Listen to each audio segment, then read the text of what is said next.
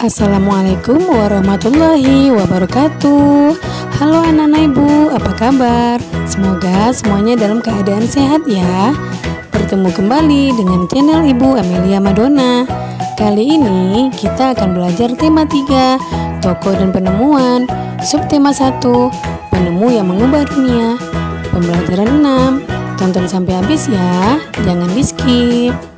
Tapi sebelum kita lanjutkan, jangan lupa kamu tekan tombol like, komen, share, and subscribe ya.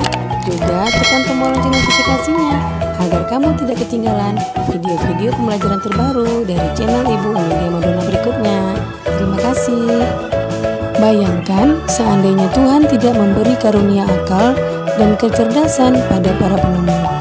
Nah, sekarang kita akan berdiskusi untuk mengetahui penemu roda dan manfaat penemuannya tersebut bagi kehidupan warga dunia.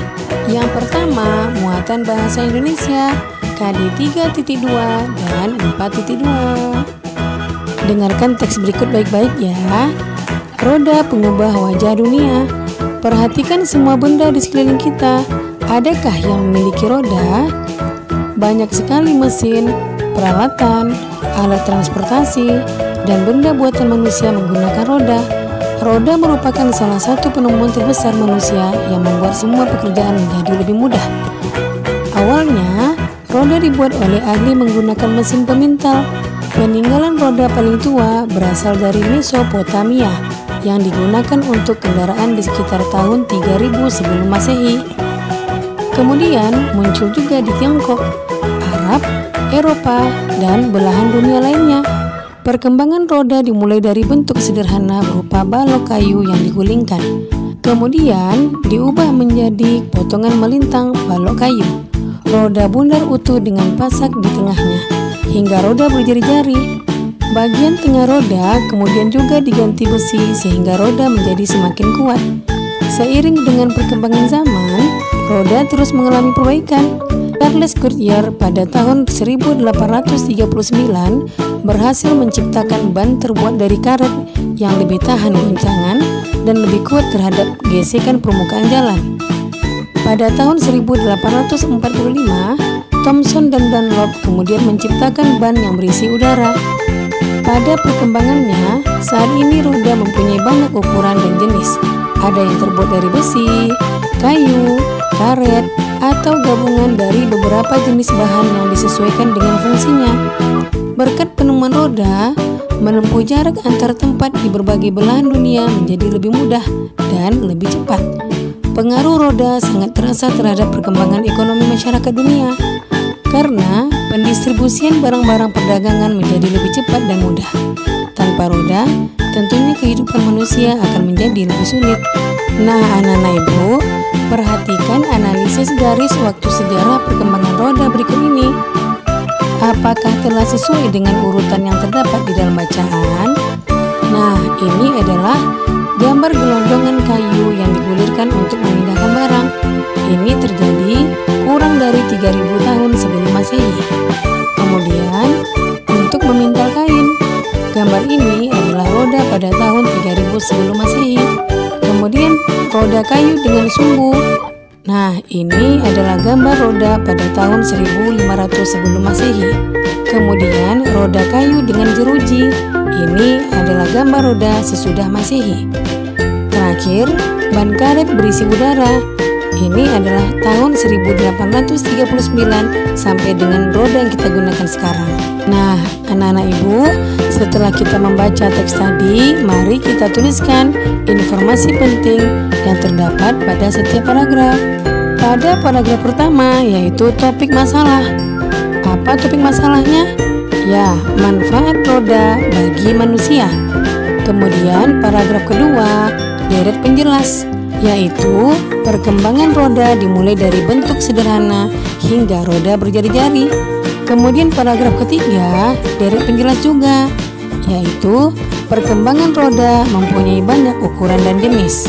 Terakhir, paragraf keempat, yaitu kesimpulan dan pesan.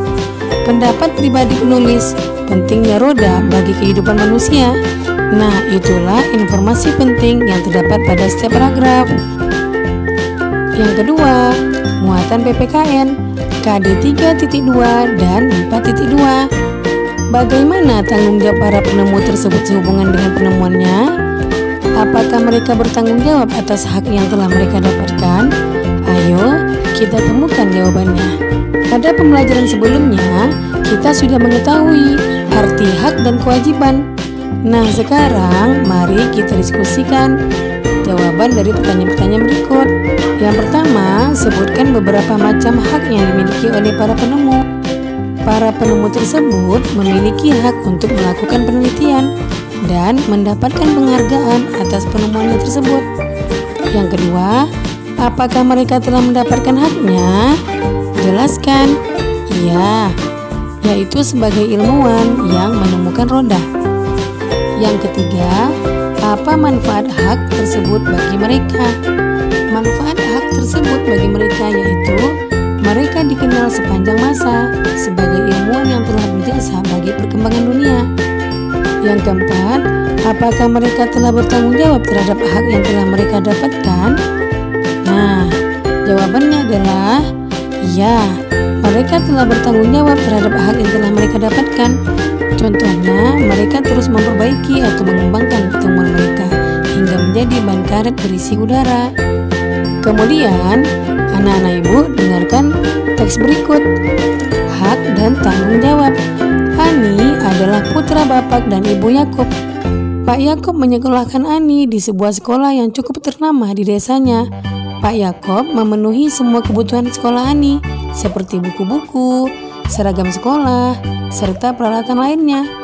Bu Yakub juga selalu membuat bekal makanan sehat untuk Ani di sekolah.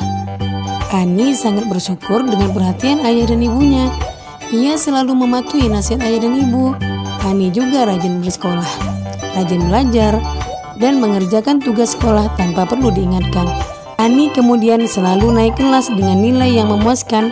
Bapak dan Ibu Yakub sangat bangga dengan Ani. Nah, anak-anak ibu, sebutkan hak Ani dalam cerita tersebut.